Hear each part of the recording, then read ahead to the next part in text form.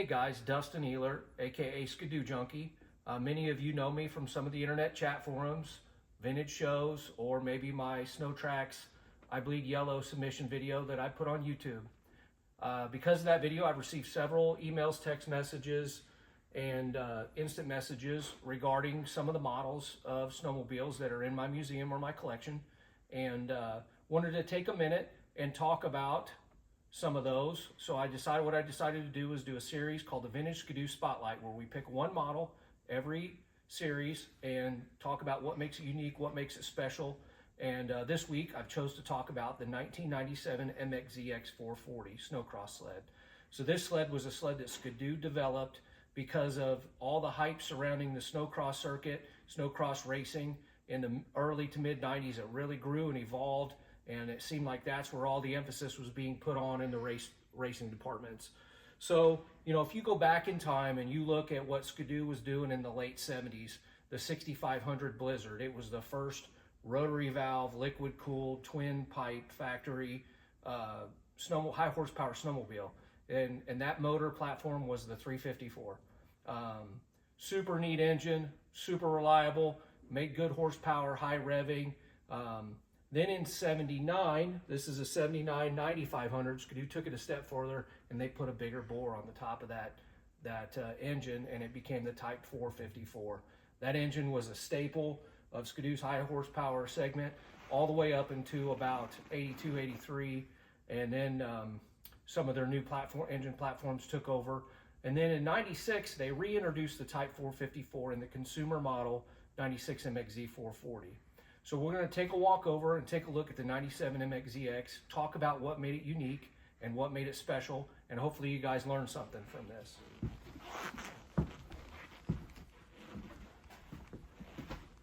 So if anybody remembers, in 97 at Heydays, there was a special racer that was signed to Ski-Doo at the time. His name was Tony Heikkinen. Tony came into Heydays sitting on top of a 97 MXZX 440 that was dropped into their booth by helicopter. It upset the whole racing community. Everybody was shock and awe. You know, it was just a really neat sled that Ski-Doo really went above and beyond in their R&D to develop such a unique, special, and racer-focused sled.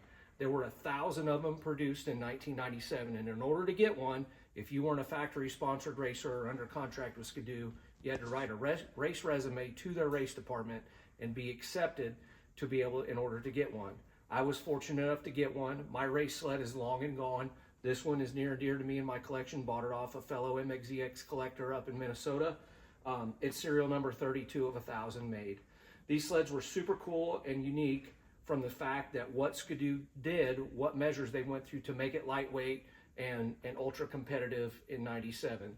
So some of the things that they did that you'll notice, when they came from the factory, they didn't have the rear bumper covers. That saved some weight. They left them off, left the reflectors on. The rear bumpers themselves were actually a thinner gauge metal than what a consumer model would have done. The seat cover is unique to 97 and 98. They were made of a different material, something that would grip your pant legs tighter, and the seat top is actually made of a different material. And then obviously we got the thigh guards as well. The seat foam is unique, and it is special to this sled. It was designed to wick less moisture. I think the average snowmobile seat retains 2 gallons of water, which is 16 pounds. This is designed to wick less moisture, something really neat. Another thing Ski-Doo did in 97 was the clear fuel tank. They did that because they were able to save the weight of a gauge. I know that sounds over the top, but they just started and trimmed where they could, and all of it added up. Another thing that's unique to the sled was the straight handlebars and the handlebar grips. The handlebar grips were made of a soft rubber compound, something that was easier to grip for the racers. Another thing they did, an average Joe consumer snowmobile is going to have one toggle switch for your thumb warmers and one for your hand warmers. This one is tied to one switch. Save the weight of the switch, save the weight of the wiring.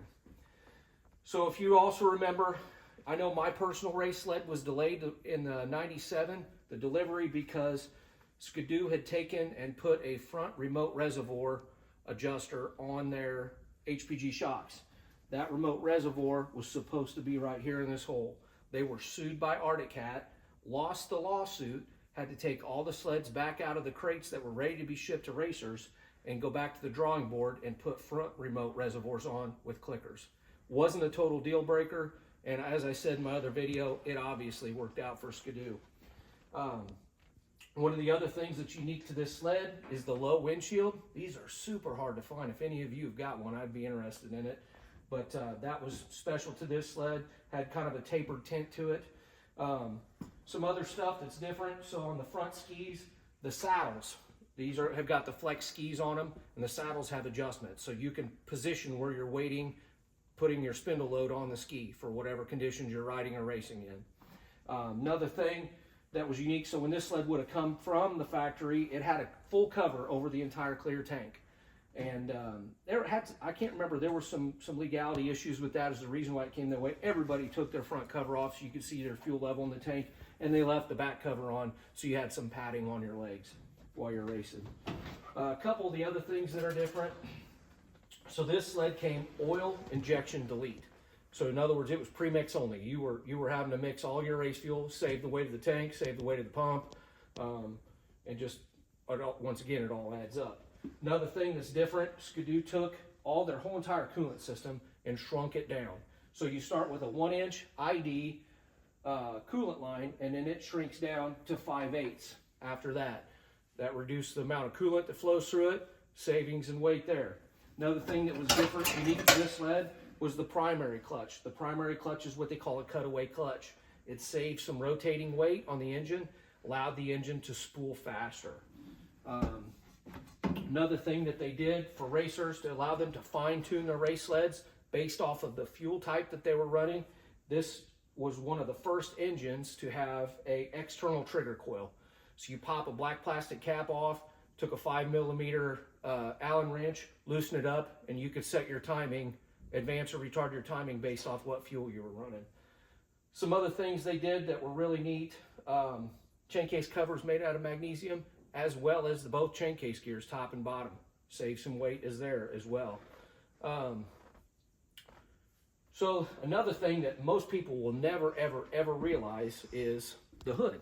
So the hood is actually thinner than a consumer model sled. So if we take this 99 MXZX and mic the hood thickness, it's 0.44 or 4.4 millimeters thick. If we mic the thickness of this hood, it's 3.75 millimeters thick. That much difference. Obviously, Ski-Doo thought it was worth something, or else they wouldn't have done it. Just something else that was really neat and unique to the sled. Another thing that they did was this is special to this sled also, the tack was marked at 8,500 RPM. That's where this engine made power. That's where they wanted you to run it. So you had a green line. You know, all the racers always put a piece of tape where their engine makes horsepower for a quick glimpse to see if they've got it tuned and dialed in, clutched right. That Ski-Doo did it for you here. So just something that was kind of cool, unique. In 97 was this sled. They made this sled in 97 and 98. Same for 98. There were 1,000 of them made. Some subtle changes to the 98s over the 97s, but the 97s worked so well that Ski-Doo just decided they really didn't need to change a whole lot. So hope you guys found this fun and informative. It's fun for me to make them, fun for me to talk about them, and we'll be picking another sled here in the near future. Appreciate you coming out today, and thanks for watching.